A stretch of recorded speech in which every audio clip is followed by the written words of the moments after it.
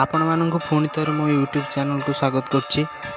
ଆପଣମାନେ ପ୍ରଥମ ଭିଡ଼ିଓରେ ଦେଖିଥିଲେ ଦାସିଆବାଉରୀ ପୀଠରେ କିପରି ଭାବରେ ଚତୁର୍ଦ୍ଧାମୂର୍ତ୍ତି ପହଣ୍ଡି ହୋଇ ଯାଇଥିଲେ ସ୍ନାନ ବେଦୀକି। ଆପଣ ଏହି ଭିଡ଼ିଓଟିରେ ଦେଖିବାକୁ ପାଇବେ ଦାସିଆବାଉରୀ ପୀଠରେ ଚତୁର୍ଦ୍ଧାମୂର୍ତ୍ତିଙ୍କର ସ୍ନାନ କିପରି ହୋଇଥିଲା।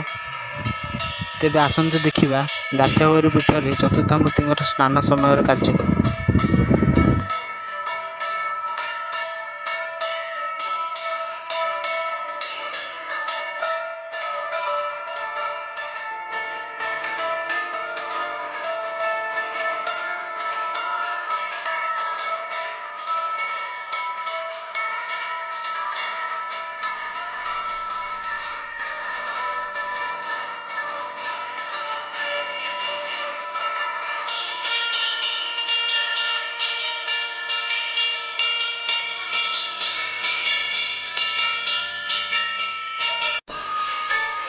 ଆପଣମାନେ ଦେଖିପାରୁଥିବେ ପୁରୀ ରୀତିନୀତିରେ ଏଠି ମଧ୍ୟ 108 ଗରା ପାଣିରେ ମହାପ୍ରଭୁ ସ୍ନାନ କରିବେ।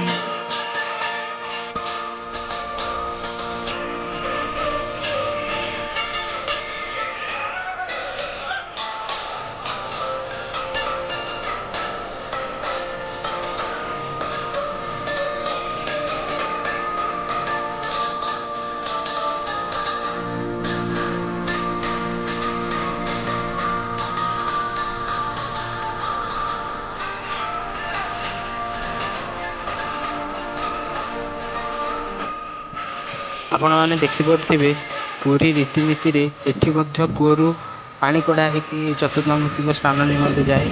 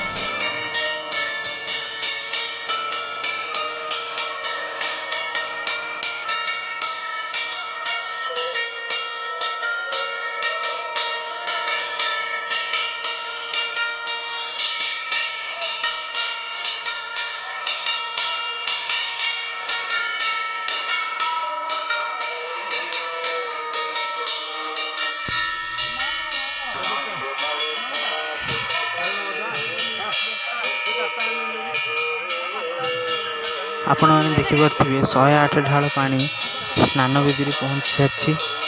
ଏବେ ଆଉ କିଛି ସମୟ ପରେ ସ୍ନାନ କରିବେ ମହାପ୍ରଭୁ।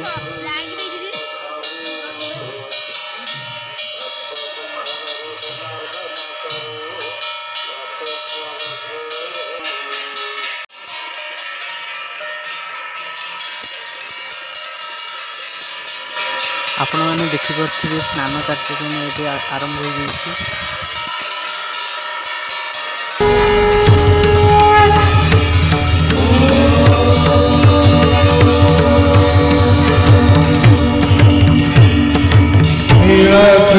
शङ्खमध्ये शतदलकमले रत्नसिंहासनस्थं सर्वालङ्कारयुक्तं नवघनरुचिरं संयुतं चाग्रजेन भद्राया वामभागे रथचरणयुतं ब्रह्मरुद्रेन्द्रवन्द्यं वेदानां सारनिशं सजनपरिवृतं ब्रह्मदारुं स्मरामि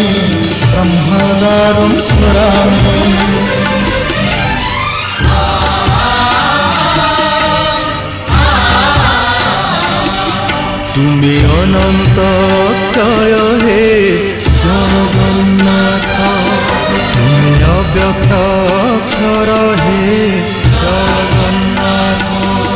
নিজ ইচ্ছারু সৃজিল এ জগত, আদি নাহি যে তুমর নাহি অন্ত। তুমি পবিত্র ওঙ্কার চির সত্য, নীল সিন্ধু তীরে নীলাচল, কহি বিরাজিত বড় দেউল। তারু ব্রহ্মরূপে হে বিশ্ব পালন, উড়াও পতাকা পতিত পাবন। সত্য ধর্ম ন্যায় পরিসংস্থাপিত, ভক্তর তুমে হইছ হে নাথ। শ্রী জগন্নাথ শ্রী জগন্নাথ জগন্নাথ শ্রী জগন্নাথ শ্রী জগন্নাথ।